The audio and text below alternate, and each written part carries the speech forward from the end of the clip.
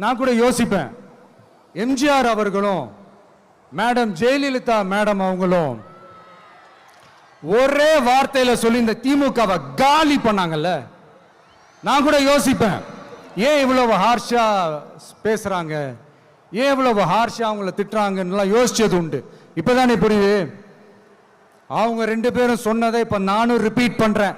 திமுக ஒரு தீய சக்தி, திமுக ஒரு தீய சக்தி, திமுக ஒரு தீய சக்தி, திமுக ஒரு தீய சக்தி, தீய சக்தி, தீய சக்தி, தீய சக்தி.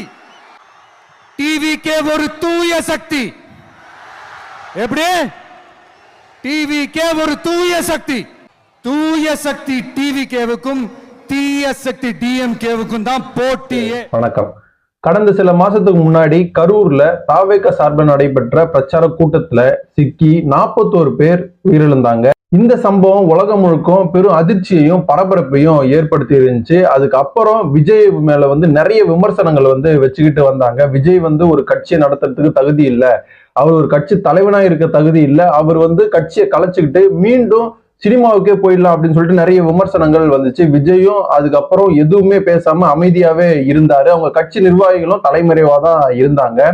அதுக்கப்புறம் இந்த வழக்கு சிபிஐ விசாரணைக்கு தான் வேணும், தமிழ்நாடு நடத்துற விசாரணை எங்களுக்கு நம்பகத்தன்மை இல்லை அப்படின்னு சொல்லிட்டு விஜய் அவர்கள் உச்சநீதிமன்றத்துல ஒரு மனுவை தாக்கல் செஞ்சாரு. உச்சநீதிமன்றமும் என்ன சொல்லிச்சு அப்படின்னு பார்த்தோம்னா, இந்த வழக்குல சிபிஐ தான் விசாரிக்கும் அப்படின்னு சொல்லிட்டு ஒரு சிபிஐ விசாரணை குழுவும் அதை கண்காணிக்க ஒரு ஓய்வு பெற்ற நீதிபதி குழுவும் அமைச்சது. இந்த தீர்ப்பை விஜயும் தாவேக நிர்வாகிகளும் கொண்டாட்டமா கொண்டாடிட்டு வந்தாங்க. நேர்மைக்கு கிடைத்த வெற்றி அப்படி இப்படின்னு சொல்லிட்டு இந்த தீர்ப்புக்கு எதிராக நாங்களும் மேல்முறையீடு செய்வோம் அப்படின்னு சொல்லிட்டு பல கட்சிகளும் பேசிக்கிட்டு வந்தாங்க.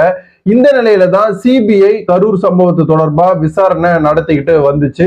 இதுக்கப்புறம் தான் விஜய் மக்களை சந்திக்க மீண்டும் புறப்பட்டாரு. அதுக்கு அப்பத்துல இருந்தே நிறைய திமுக எதிர்த்தும் அதிமுகவை எதிர்த்தும் பிஜேபி எதிர்த்தும் கடுமையான அறிக்கைகளும் விமர்சனங்களும் பேசிக்கிட்டு வந்தாரு. இதற்கிடையில தான் கடந்த சில வாரங்களா தாவேகாவில இருந்து முக்கிய நிர்வாகிகள் நேர்ல ஆஜராகி கரூர் சம்பவத்து விளக்கம் அளிக்கணும் அப்படின்னு சொல்லிட்டு சிபிஐ ஒரு சம்மன் அனுப்பியிருக்கு.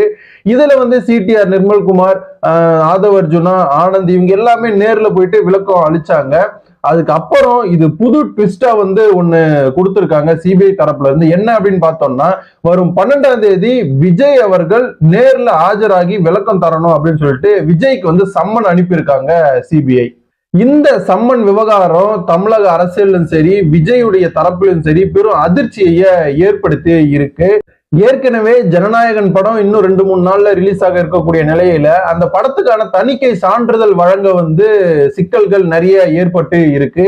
இதுக்கெல்லாம் காரணம் திமுக தான். திமுக தான் நாங்க வளர்றது பிடிக்கல, இந்த மாதிரி எல்லாம் ஒரு அடக்கி இந்த மாதிரிலாம் தணிக்கை குழு நிப்பாட்டி இப்படியெல்லாம் அரசியல் பண்ண தேவையில்லை அப்படின்னு சொல்லிட்டு செங்கோட்டையனும் ஒரு தாக்குதலை கொடுத்திருக்காரு, பதில் தாக்குதல் கொடுத்திருக்காரு. இந்த இப்படிப்பட்ட இருக்கக்கூடிய இந்த சூழல்ல நேர்ல ஆஜராகணும் அப்படின்னு சொல்லிட்டு பிஜேபி தரப்புல இருந்து விஜய்க்கு அழுத்தம் ஏற்படுறதா அரசியல் விமர்சகர்கள் சொல்றாங்க.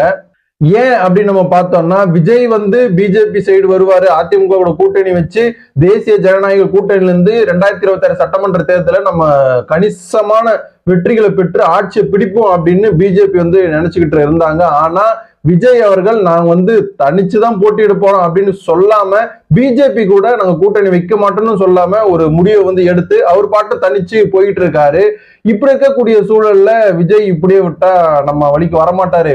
அதனால இந்த வழக்குல இப்படி ஒரு ட்விஸ்ட் நம்ம கொடுப்போம், அதுக்கு அப்புறம் அவரு நம்ம கிட்ட தானா வந்துதான் ஆகணும் அப்படின்னு பிஜேபி ஒரு ஆர்டரை பாஸ் பண்ண மாதிரி ஒரு தகவல் வெளியாகுது. இது எந்த அளவுக்கு 2026 சட்டமன்ற தேர்தலையும் விஜய்க்கும் பாதிப்பா இருக்கும் அப்படின்னு சொல்லிட்டு நம்ம பொறுத்துல தான் பார்க்கணும்.